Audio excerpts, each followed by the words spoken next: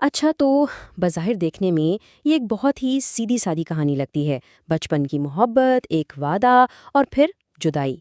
لیکن جب ہم اس میں ذرا گہرائی میں اترتے ہیں نا، تو یہ زندگی، مجبوریوں اور ان کہی باتوں کا ایک گہرا سمندر بن جاتی ہے۔ تو آئیے اس کہانی کے پرت در پرت کھولتے ہیں اور اس کے چھپے ہوئے مطلب کو سمجھنے کی کوشش کرتے ہیں۔ کہانی شروع ہوتے ہی زینب کا یہ ایک جملہ سوچنے پر مجبور کر دیتا ہے۔ ذرا سوچئے، اتنی چھوٹی سی عمر میں اتنی گہری اور حقیقت پسند بات۔ یہیں سے کہانی کا جو مرکزی تضاد ہے نا، وہ ہمارے سامنے آ جاتا ہے۔ ایک طرف احمد ہے جو خواب دیکھ رہا ہے، اور دوسری طرف زینب جو حقیقت کو، زندگی کو سمجھ رہی ہے۔ اور یہی وہ سوال ہے جو کہانی کے شروع سے لے کر آخر تک ہمارے ساتھ چلتا ہے۔ اصل میں یہ پورا تجزیہ اسی سوال کے گرد گھومتا ہے کہ ایک وعدے کی، ایک قول کی اصل قیمت، اصل قدر کیا ہوتی ہے۔ تو کہانی کا آغاز ہوتا ہے ایک گرمیوں کی دوپہر میں نیم کے ایک پرانے درخت کے نیچے۔ یہ وہ منظر ہے، وہ لمحہ ہے جہاں احمد زینب سے وہ وعدہ کرتا ہے جو آگے چل کر ان دونوں کی زندگیوں کا محور بننے والا تھا۔ اب یہاں ایک دلچسپ بات ہے، احمد ایسا کرتا کیوں ہے؟ شاید اسے کہیں نہ کہیں یہ احساس ہو گیا تھا کہ زینب کی حقیقت پسندی کے سامنے صرف الفاظ کافی نہیں ہوں گے۔ وہ اپنے وعدے کو، جو کہ ایک غیر مری چیز ہے، ایک ٹھوس شکل دینا چاہتا ہے، اس بے جان درخت کو گواہ بنا کر، جیسے وہ اپنی امید کی ساری ذمہ داری اس پر ڈال رہا ہو۔ اور پھر فوراً ہی حقیقت اپنا رنگ دکھاتی ہے۔ احمد کے والد کو شہر میں نوکری مل جاتی ہے اور انہیں گاؤں چھوڑنا پڑتا ہے۔ بس یہیں سے ان دونوں کی راہیں ہمیشہ کے لیے جدا ہو جاتی ہیں اور دو بالکل الگ دنیائیں وجود میں آ جاتی ہیں، جنہیں جوڑنے والی چیز صرف ایک یاد رہ جاتی ہے۔ یہاں سے دونوں کی زندگیوں کا فرق بالکل صاف نظر آنے لگتا ہے۔ ایک طرف احمد کی زندگی ہے جس میں حرکت ہے، تعلیم ہے، جد و جہد ہے، وہ آگے بڑھ رہا ہے، اور دوسری طرف زینب کی زندگی ہے جو گویا ٹھہر سی گئی ہے۔ اس کی دنیا اس کے گھر کی دہلیز اور شاید اسی نیم کے درخت تک محدود ہو کر رہ گئی ہے۔ یہ جملہ زینب کے کردار کو سمجھنے کے لیے بہت اہم ہے۔ گھر کی ذمہ داریاں، بیمار ماں، ایک غریب باپ، ان سب چیزوں نے اس کے خوابوں کو کہیں بہت پیچھے چھوڑ دیا۔ تو جب اس کے لیے رشتہ آیا، اس نے انکار نہیں کیا۔ کیوں؟ کیونکہ انکار کرنے کی ہمت شاید خواب دیکھنے والوں میں ہوتی ہے، اور اس کے خواب تو کب کے دفن ہو چکے تھے۔ جدائی کے بعد وہ لمبے خاموش سال شروع ہوتے ہیں، اور یہ خاموشی کسی بھی شور سے زیادہ اونچی، زیادہ وزنی ثابت ہوتی ہے۔ یہی خاموشی ہے جو ان کی کہانی کو ایک نیا، ایک بالکل غیر متوقع موڑ دیتی ہے۔ تو دیکھیے، ان 15 سالوں میں ہوا کیا؟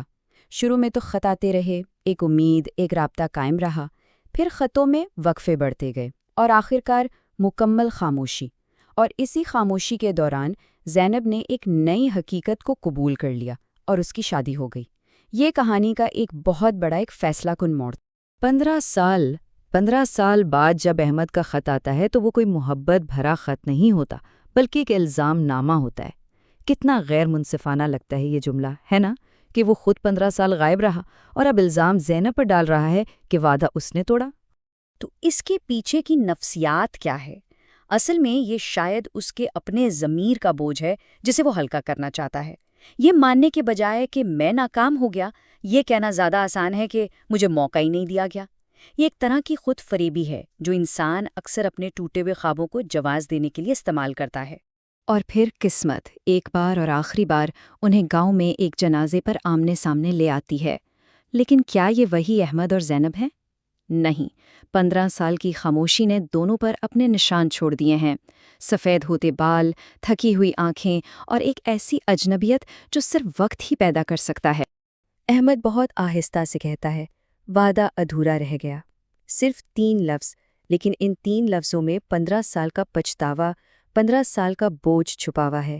اس کے لیے یہ وعدہ ایک ناکامی ہے، ایک ایسی چیز جو پوری نہ ہو سکی۔ اور پھر آتا ہے زینب کا جواب، اور کیا خوبصورت جواب ہے۔ وہ کہتی ہے کہ اس نے اس ادھورے وعدے کو بوجھ نہیں بننے دیا، بلکہ اپنی شناخت کا، اپنی زندگی کا حصہ بنا لیا۔ وہ وعدہ اس کی جوانی کی ایک یاد، اس کی معصومیت کی ایک نشانی بن گیا۔ وہ جیسے کہہ رہی ہو کہ تمہارا وعدہ پورا تو نہیں ہوا، لیکن اس نے مجھے زندہ رکھا۔ احمد کا یہ آخری جملہ سب کچھ کہہ دیتا ہے۔ وہ سر جھکا کر جیسے اعتراف کر رہا ہو کہ زینب نے تو اس وعدے کو زندگی بنا لیا، مگر اس کے لیے وہ زندگی بھر کا بوجھ ہی رہا۔ اس مکالمے میں اب کوئی گلا شکوہ نہیں ہے، بس ایک خاموش اعتراف ہے کہ زندگی ان کی مرضی کے مطابق نہیں چلی۔ اس ملاقات کے بعد وہ پھر کبھی نہیں ملتے۔ چند مہینوں بعد خبر آتی ہے کہ احمد کا دل کا دورہ پڑنے سے انتقال ہو گیا ہے، اور یہاں کہانی اپنے اختتام کی طرف بڑھتی ہے، جہاں ایک ادھورے پن کو ایک بہت ہی انوکھی تکمیل ملتی ہے۔ یہ خبر سن کر زینب کہاں جاتی ہے؟ وہیں، اسی نیم کے درخت کے نیچے، جہاں سے یہ سب کچھ شروع ہوا تھا، اور وہاں وہ شاید پہلی بار رو کر دعا کرتی ہے۔ اب وہ اس وعدے کے دنیاوی طور پر پورا ہونے کی امید چھوڑ چکی ہے، وہ اب اس کی روحانی تکمیل کی دعا کر رہی ہے۔ وہ خدا سے کہہ رہی ہے کہ اگر نیتیں گنی جاتی ہیں تو ہمارے اس وعدے کو ادھورا مت سمجھنا۔ اور پھر آتی ہے کہانی کی آخری اور شاید سب سے طاقتور سطر، جو اس پوری کہانی کا نچوڑ ہے۔ یہ اس خیال کو بڑی خوبصورتی سے بیان کرتی ہے کہ حالات اور نیت دو الگ الگ چیزیں ہیں۔ حالات نے انہیں ملنے نہیں دیا، مگر ان کے دلوں نے اس عہد کو، اس وعدے کو کبھی نہیں توڑا۔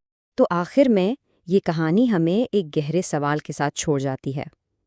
شاید کچھ وعدے پورے ہونے کے لیے ہوتے ہی نہیں، وہ بس اس لیے ہوتے ہیں کہ ہمیں یاد دلائیں کہ ہم نے کبھی کوئی بہت معصوم خواب دیکھا تھا، اور زندگی کی تمام تر سختیوں کے باوجود ہم نے اس خواب کو، اس معصومیت کو اپنے دل کے کسی کونے میں ہمیشہ زندہ رکھا ہے۔